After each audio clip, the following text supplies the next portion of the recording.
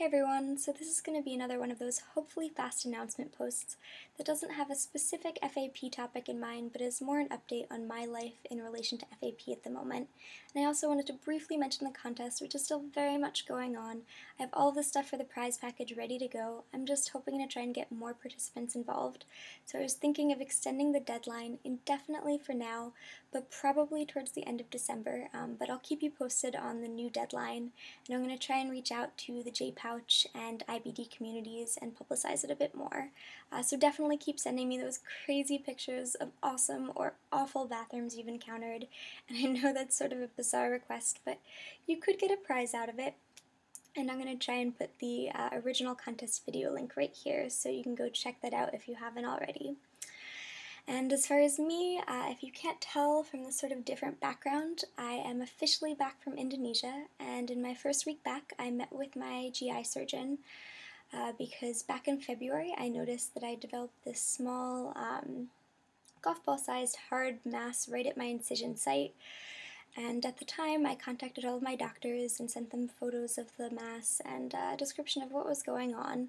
And they all seemed to be of the consensus that while they couldn't diagnose it without seeing me, based on my pictures and description, it probably was a hernia. Which was my first thought as well, because we are prone to them, and it was also located at the incision site. But there were a few characteristics of my mass that didn't quite match the way a hernia typically presents. For one thing, my mass is solid, and hernias tend to be a bit more malleable unless they're calcified. And also, there was relatively little pain associated with my mass. And apparently, though, you can live your entire life with a hernia without any pain unless it becomes strangulated. But ultimately I decided to wait until I got home to do anything about it, just because my doctors all seemed to say that it didn't require emergent attention, and it wasn't really bothering me. And also, I was in Jakarta, and I figured it would be pretty difficult to try and find someone who could appropriately deal with it there. But towards the end of my time in Jakarta, I started to suspect that it probably wasn't a hernia, and it probably was a desmoid tumor, because in my last 4 months abroad, it went from that golf ball size to about where it is now, which is over half of my abdomen. And while hernias can grow, this just seemed to be growing a bit too aggressively to be a hernia. So I got back, and my GI surgeon ordered a CT scan with contrast, which confirmed that it is indeed a desmoid tumor, unfortunately. And that's sort of what's consumed most of my summer, trying to figure out how to deal with this and what I should do and what's best for me. And we've been looking up surgeons, and in addition to needing either a GI or oncological surgeon, we also need a plastic surgeon, because they need to remove the majority of my abdominal wall and then reconstruct my abdomen, which is pretty unnerving.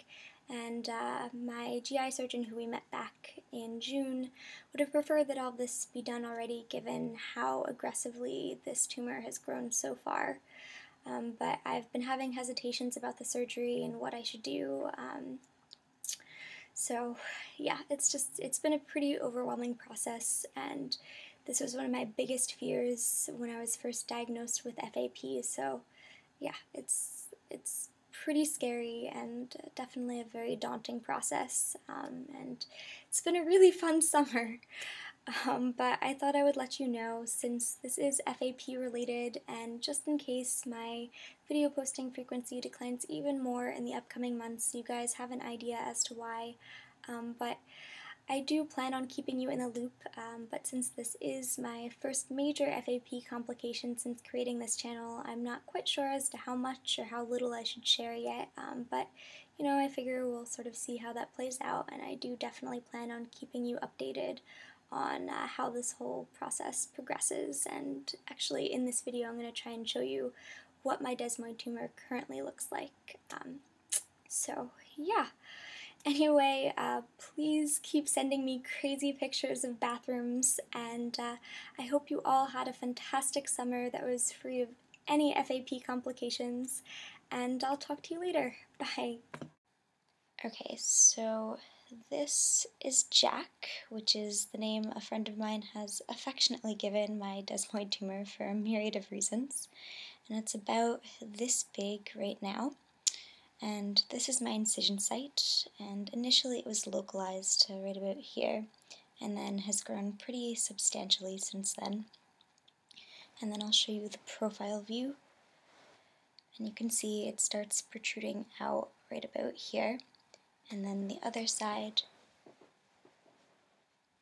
again, you can still see it bulging out over here, and there's still a little bit of soft tissue, but you can sort of feel it getting hard underneath as the tumor starts to grow to the other side of my abdomen.